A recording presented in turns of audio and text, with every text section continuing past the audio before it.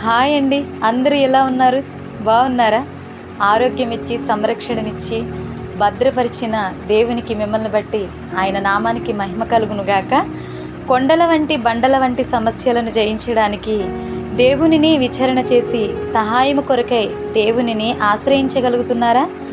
లేక నీ బలము మీదనే ఆధారపడుతున్నారా? దేవుని బలం మీద ఆధారపడినప్పుడు ఎలాంటి అద్భుతాలు జరుగుతాయి? మన బలం మీద మనం ఆధారపడడం వల్ల ఎలా నష్టపోతాం అనేది ఈ చిన్ని మాట. ఇక్కడ మనం చూసినట్లయితే ఇశ్రాయేలీలు పరిశుద్ధ దేవునిని లక్ష్య పెట్టకుండా, దేవుని యొద్ద విచారించకుండా సహాయము కొరకు దేనిని ఆశ్రయించారు అంటే ఐగుప్తునకు వెళ్ళి గుర్రములను ఆధారము చేసుకుని వారి రథములను విస్తారములని వారి యొక్క రౌతులను బలార్చులను వాటిని ఆశ్రయించి శ్రమల పాలైపోయారంట. కొన్నిసార్లు మనం కూడా మనకెదురయ్యే కష్ట నష్టాల నుంచి అపాయముల నుంచి బయటకు రాకుండా తప్పించబడకుండా ఉండడానికి కారణం ఏంటో తెలుసా?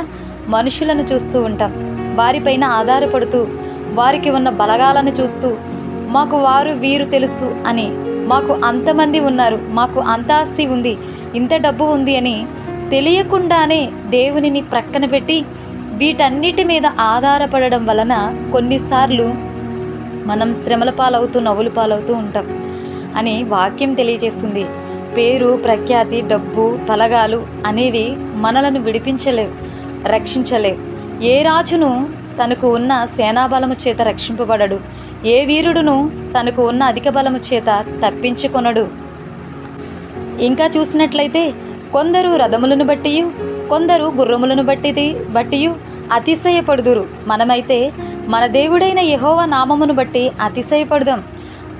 దేవుని మీద ఆధారపడిన వారు తిరిగి లేచి చక్కగా నిలుచున్నారు.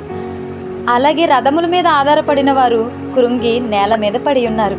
కీర్తనలు 7:8 వచనాలు 20వ అధ్యాయంలో రాయబడింది.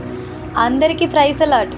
ఈ మాటలు మిమ్మల్ని బలపరచాలనే ఉద్దేశంతోనే, అలాగే దేవుని మీద ఆధారపడాలని, అలాగే మనుషుల మీద ఆధారపడడం వల్ల ఎలా నష్టపోతామనే తెలియపరచాలనేదే ఈ చిన్ని సందేశం. అందరికీ ప్రైజ్ ది లార్డ్ అండి. దేవుడు మీకు ఆరోగ్యం ఇచ్చి బలమునిచ్చి దేవుని మీదే ఆధారపడే కార్యాలు చేయునుగాక. ఆమేన్.